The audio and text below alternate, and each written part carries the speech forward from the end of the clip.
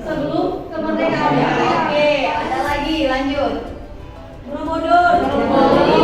Hal yang akan kita pelajari terkait tentang pembelajaran hari ini adalah mengenai cerita sejarah. Oke, Ibu mau cek dulu siapa yang masih ingat pembelajaran kita sebelumnya pada KD sebelumnya. Edri ya? Oke. Mengidentifikasi informasi dalam teks cerita. Yes, benar sekali. Mengidentifikasi informasi sejarah. Sebelum kita masuk dalam pembelajaran, Ibu akan menjalankan pretest dulu ya. Silakan langsung dijawab. Jangan lupa dibuat identitasnya ya. Bagian atas ya. Hari ini kita akan menganalisis kebahasannya. Apa sih yang menjadi ciri-ciri teks sejarah itu sendiri? Kemudian kata-kata apa yang sering digunakan? Untuk menganalisis kebahasan teks sejarah, ini yang pertama kita diminta untuk bisa menjelaskan unsur kebahasaannya tadi. Kita harus bisa mengidentifikasi, berarti mencari ciri-cirinya mengenai kebahasaan di dalam teks sejarahnya. Oke? Ketiga tahap restorasinya. Semoga kehadiran video ini bermanfaat dan membuat kita semakin paham serta tidak membahas sejarah. Sampai di sini ada yang sudah tahu apa alasannya kok kisah ini dikatakan sebagai cerita sejarah. Boleh stop? Oke. Ada yang sudah tahu kenapa kisah ini dikatakan sebagai cerita sejarah? Juga ada? Karena itu memang menjadi apa adanya. Kenapa? Karena kisah yang disampaikan adalah Nyata. cerita yang pernah terjadi pada masa lalu dan memiliki nilai sejarah. Nah, aku dulu buat ada pada kali ini ya. Ini peta konsepnya. Poin-poin yang akan kita pelajari adalah ini. Ini adalah kompetensi pengetahuan yang akan kita pelajari. Ada berapa poin? 1, 2, 3, 4, 5, 6, 7 poin. Sedangkan setelah kita ke kaidah kebahasaan, siap-siap akan menulis teks sejarah. Oke, ada berapa poin? 7 poin. Lanjut. Ya. Jadi kita akan bahas unsur kebahasaan teks sejarah. Yang pertama adalah mengenai Menggunakan kalimat bermakna lampau. Salah satunya adalah unsur kebahasaannya itu. Yang kedua, Menggunakan kata yang menyatakan urutan waktu.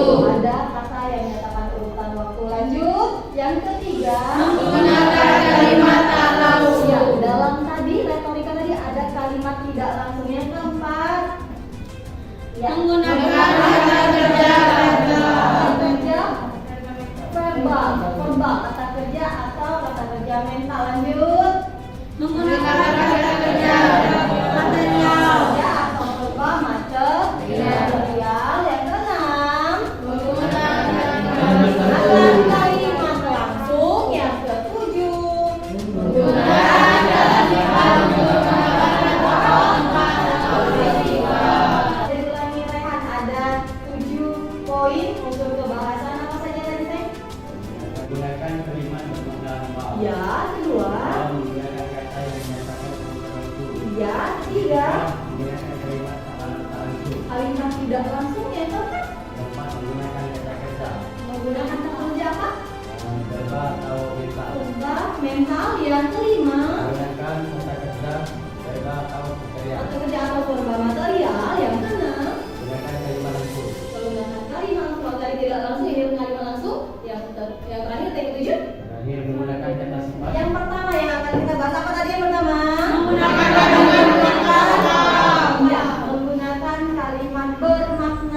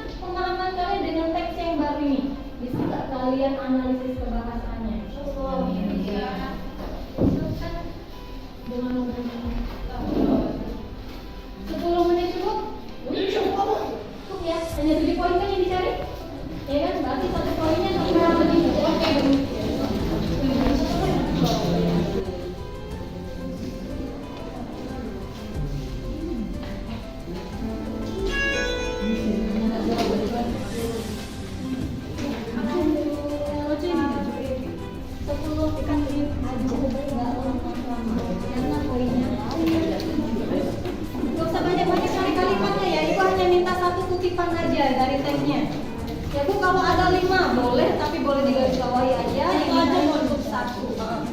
Ya, nanti aplikasi lagi untuk dievaluasi. Satu aja.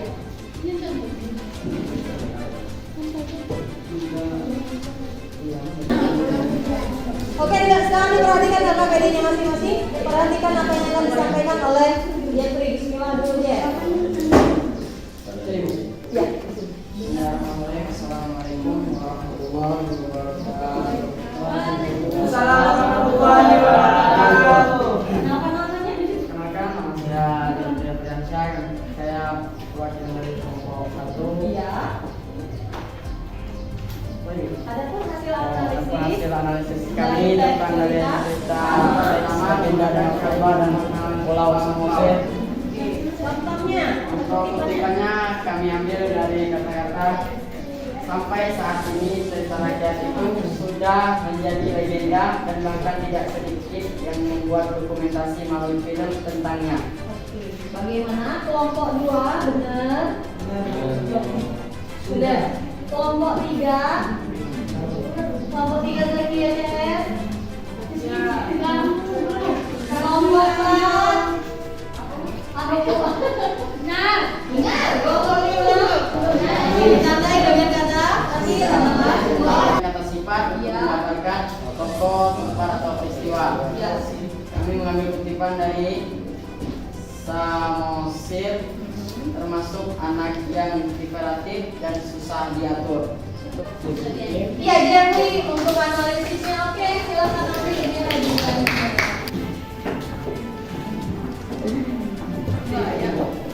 Assalamualaikum warahmatullahi wabarakatuh. Waalaikumsalam warahmatullahi. Dari sini akan menganalisis tentang tersebut agenda dengan Kaba dan Pulau Samosir. Setelah berujar seperti maka langit tampak seperti marah dan merupakan hujan yang sangat lebat hingga menenggelamkan desanya. Yang kedua, menggunakan kata yang menyatakan rutan waktu. Kami mengambil kutipan suatu hari pergi ke sungai dengan harapan mengurai banyak ikan. Dan yang kedua, kami mengambil kutipan hingga suatu ketika Samosir diperintahkan oleh ibunya yang tak lain putri ikan untuk mengantarkan makanan ke sawah. Yang benar. Keterangannya suatu hari dan hingga suatu ketika. Yang ketiga, menggunakan kalimat tak langsung. Kutipannya hingga akhirnya tak sengaja dia melanggar sumpahnya dengan berujar bahwa Samosir adalah anak ikan. Keterangannya bahwa menggunakan kata kerja verbal mental dengan harapan memperoleh ikan yang banyak. Keterangannya harapan menggunakan kata kerja verbal material.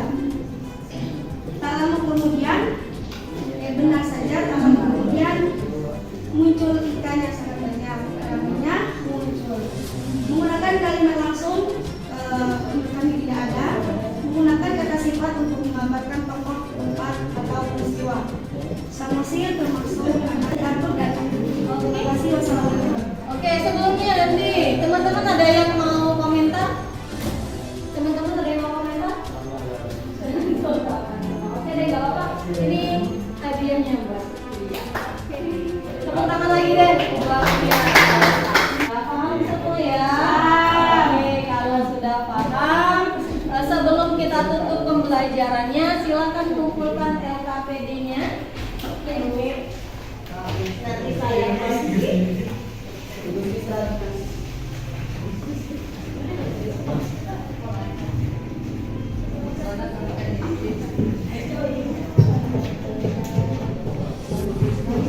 Ini kan memahami berapa poin-poinnya.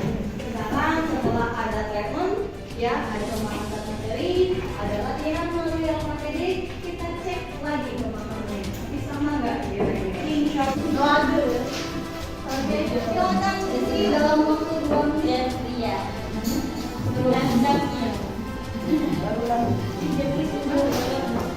Tadi sebelum ini selesai. Oke, saya tunggu dalam waktu 2 menit saja. 5, 4, 3, 2, 1, ya, 1, J.